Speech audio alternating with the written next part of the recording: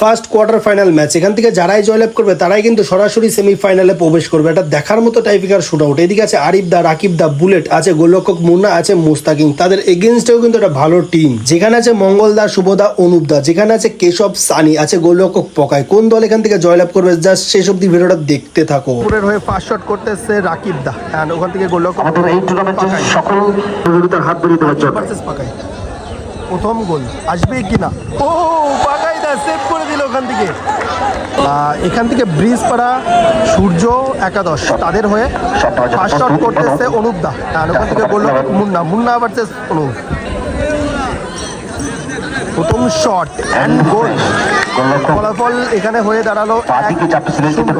এখান থেকে শঙ্করপুরের হয়ে সেকেন্ড শট করতে এসছে ফিরোজ, নোয়াপাড়া ফিরোজ। সেকেন্ড শট, ও আবারও সেভ, দুটি সেভ করে দলকে অনেকটা এগিয়ে নিয়ে গেল।